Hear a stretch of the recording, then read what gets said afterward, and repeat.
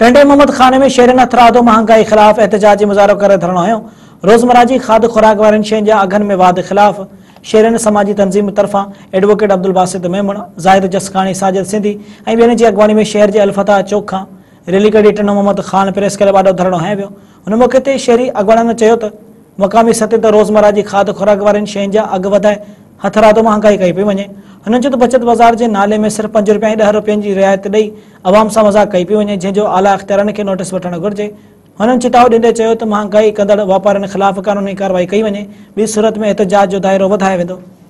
टंडो मोहम्मद खान में अब्दुल कादिर कोरेजो जी रिपोर्ट मुताबिक रमज़ान के भलारे महीने में हथरादो लोड शेडिंग, मार्केट कमेटी न हुजण सबब बिजली load shedding, gas load shedding, ताजरान फेडरेशन की मशकूक किरदार खिलाफ नेडी आइज़ पारा प्रेस क्लब अॻियां एहतजाजी मुजाहरो कयो वियो। इन मौके ते नेडी आइज़ अॻवान ज़ाहिद जसकानी, अब्दुल समद मेमण, रहीम ख्वाजा, साजिद सिंधी, गुलाम रसूल लगारी, रशीद सोलंगी ऐं ॿियनि चयो त पूरे ज़िले में हथरादो महंगाई करण मार्केट कमेटी मौजूद न आहे। वकील अब्दुल समद मेमण खे धमकाइण ऐं हरासमेंट करण ऐं कूड़े केस में फासाइण जो मुबैना धमकियूं ॾिनी वयूं आहिनि।